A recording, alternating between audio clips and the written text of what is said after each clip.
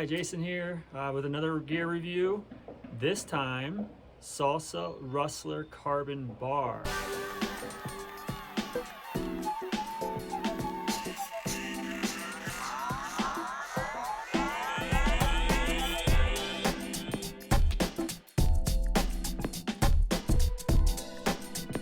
I got this bar about 1/3 of the way into the riding season last year.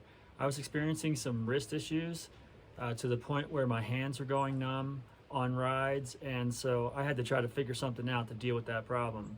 And I looked at all kinds of different solutions: fast flex handlebars, different grips, which I did do, changing my cockpit, all kinds of stuff. So after doing lots of research, talking to a bunch of different people, my issues, I wasn't alone. There are other people out there with the same kinds of things. There's also arm pump, which isn't what I was experiencing. That's more all the way up the arm and the forearm and up into the elbow. Mine's definitely wrist. It was more like a nerve issue. So one of the things that I saw that kept on cropping up was people saying, have you tried a bar with more backsweep? Now, most bars out there, most mountain biking handlebars out there have about an 8 or 9 degree backsweep. And backsweep is basically the bend in the bar back this way, from this to this. So that's backsweep. And so most are 8 or 9 degree backsweep, and the Salsa Rustler bar is 11 degrees, so it's a little bit back like this. It changes your positioning of your wrists and elbows just a little bit back this way, and I didn't want to go too extreme with it.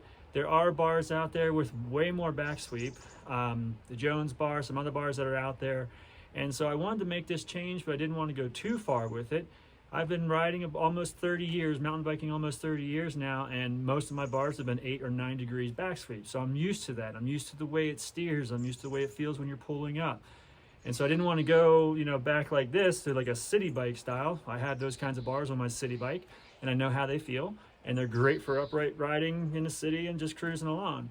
But when you got to pull up and when you're cornering and things like that, the farther you come back like this, especially in cornering, you can see it kind of gets a little bit weird. So I want to come back a little bit, but not too far. And so the Salsa Rustler bar with 11 degrees of back sweep, I felt like was the sweet spot. And so that's what I went with. So how did it go? Within about 2 rides, I feel like I noticed a difference in my wrist pain and with the numbing of the hands. I rode for the rest of the season on this bar, and I didn't experience any more wrist pain or numbing of the hands on my rides. So I felt like it was a big success. So I stuck with it, and I liked it so much that I got a second bar for my other bike. More stats on this bar. I mentioned 11 degrees sweep this way, a 6 degrees sweep up. So that's basically like this.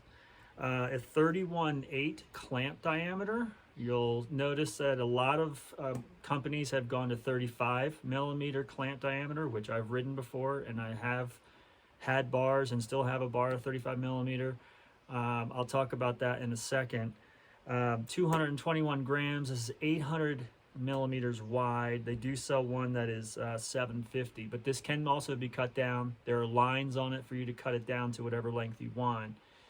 So overall, 800 millimeter wide bar at 221 grams. And lastly, a 15 millimeter rise, which is this bend right here. So it goes from the clamp area and then makes a jump up.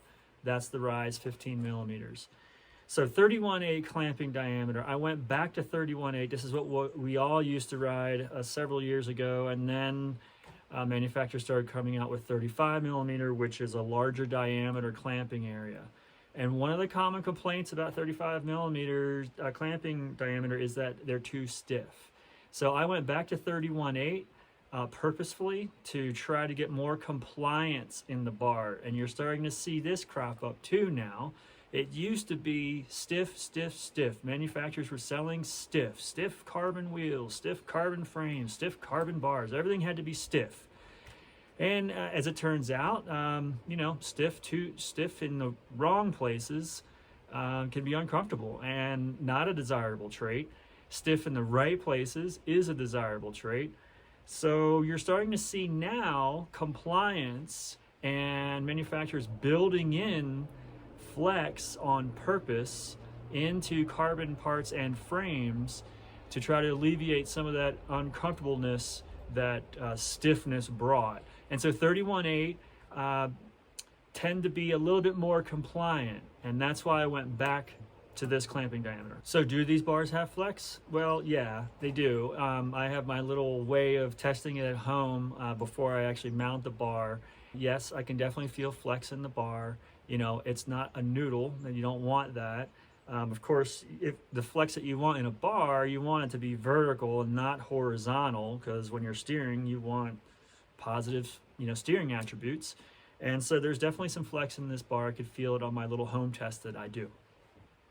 So here are a couple other bars that I still have in my quiver, and I'll talk about each one briefly just as a comparison to the Salsa Rustler carbon bar. The first one I'll talk about is the Y Cycles titanium bar. It's made out of grade 9 titanium, so high quality titanium tubing. It has a 10 millimeter rise. It has a 9-degree back sweep, a 4 degrees up sweep. It has a 31.8 clamping diameter. It's about 295 grams, and it comes 780 millimeters width. I like this bar, and I rode it for a while before I decided to go with the Salsa, just because I wanted to try the different sweep. But overall, I think it's a great bar. It's going to last you forever because it's titanium. So I could definitely recommend this bar for sure. And does this bar have some compliance in it? It does. I definitely could feel some movement vertically on my little home testing that I do. So that's good. It's not too stiff. The next bar is the 1UP carbon bar. It's a very interesting bar. It's a 35 millimeter clamp. Now, what 1UP did was they recognized that, the complaints around 35 millimeter bars is that they're too stiff.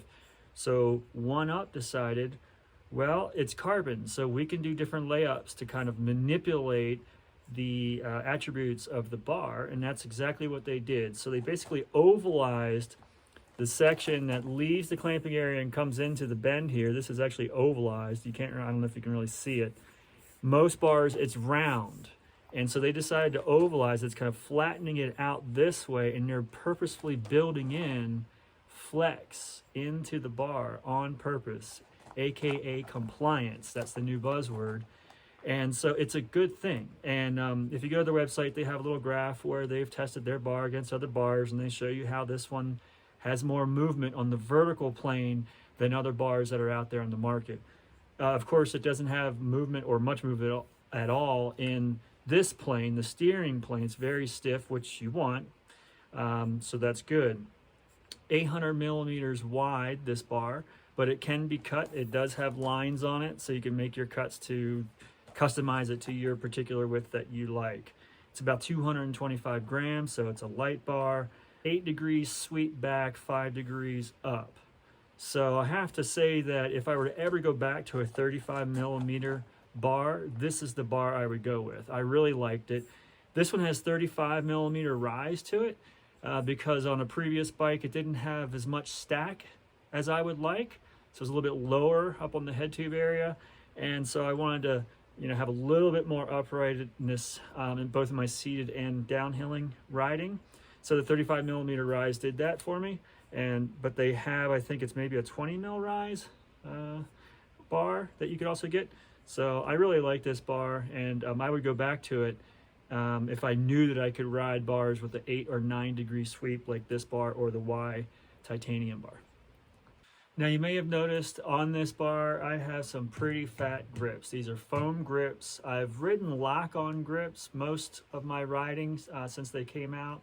I wanted to try some grips that had more compliance in them. I started off with foam grips that were smaller in their thickness and then worked my way up to, I think, the fattest you can find on the market maybe. These are the Wolf Tooth, the Mega Fat Paws, and these are the cam versions, so they kind of have a cutout right here that you can have a firmer grip on, and I love them. And I put these on the 1UP bars. I also put them on that Y Cycles titanium bar before I got this bar, again trying to address the wrist issues and the nerve issues, and I think they helped a little bit for sure, but I just love the way they feel regardless, and I think I'm just going to stick with them and keep going that route. So I can't contribute my issues in my wrists going away to the grips. I think it was more to the bar. Now I will say this, as you can see behind me, we still have snow here in the Sierra. It's mid-April. This is actually an early start to mountain biking season for us. Normally it's in May, but we had a low snowfall season this year. So things are starting to melt out. I did my first ride the other day, and I have to say that at the end of the ride that night, I definitely had wrist pain. So I'm going to attribute it to the first ride of the year. I did a kind of a little bit longer ride than I probably should have for my first ride, and let's just hope that's what it is. I'm going to keep riding this bar, and hopefully over time the wrist issues will go away as my body becomes more conditioned to riding. I've been doing a lot of skiing, a lot of Nordic skiing, a lot of backcountry skiing, which there's a lot of poling involved, and I had wrist issues through the winter because of that. So maybe between the combination of a lot of skiing and then jumping right into mountain biking. I was just corn skiing the day before I did my mountain bike ride. Maybe it's just overuse.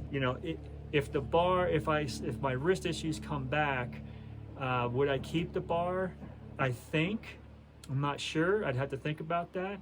But hopefully the wrist issues will go away, and we'll just have to wait and see over time. So what would I say overall? I would say that if you're having wrist issues, maybe try a bar with a little bit more backsweep to it.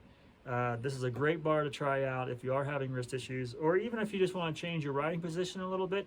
You maybe want a little bit more upright position, but you don't want to get a higher rise bar. With that little bit more backsweep, it definitely puts you back a little bit. For bike packers, it's a great bar. This area here is pretty wide, so clamping a bag to the front, a roll to the front is much easier, and Salsa even mentions that in their specs on the bar. I think it's 160 millimeter area here for clamping their anything roll pack to the front. Overall, even just for all mountain trail riding, all of that, this bar is great, and I definitely recommend it.